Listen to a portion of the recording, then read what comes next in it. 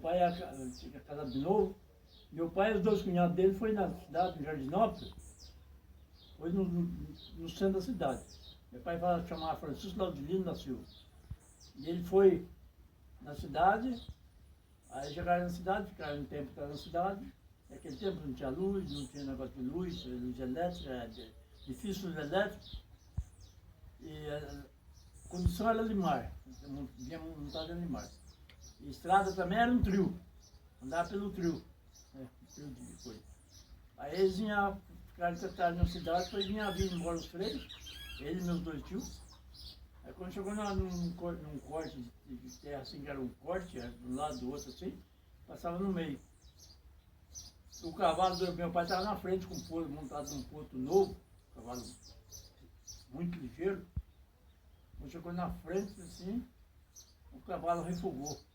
Refugou e se levantava em pé, assim, com as duas mãos assim, e o meu pai juntava ele na espora, ele ia até perto e voltava. E aí meus tios falou para ele, falou, Chico, vamos atravessar por cima lá, vamos dar volta, atravessar por cima do barranco, não vamos atravessar por aí não. O cavalo não quer passar por aí, vamos voltar para trás.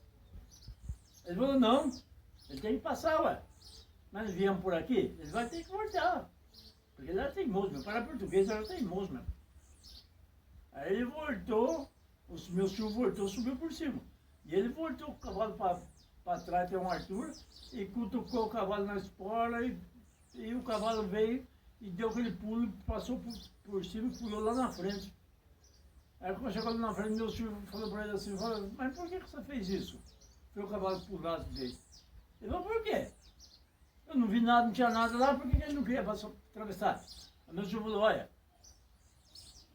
você não viu, mas tinha um caixão de defunto atravessado no meio do trio.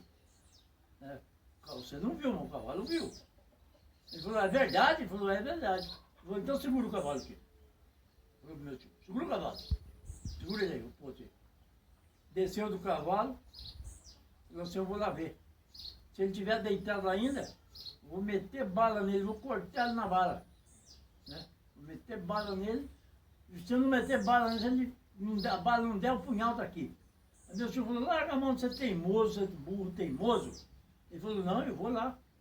Aí ele foi lá onde estava o caixão, que ele passava o pé para lá, para cá, assim, esfregava o pé assim, falava, cadê? Parece aqui, quero ver, parece. Pareceu que queria assustar meu cavalo, assustou meu cavalo, que ele derrubou o cavalo, parece agora. Quero ver se você parece mesmo. Eu nunca vi nada, eu andei tarde da noite, eu andava tarde da noite, eu andava por todo lugar, nunca vi nada, nunca vi uma assombração, nunca tive medo de assombração. Assombração para mim, nunca vi.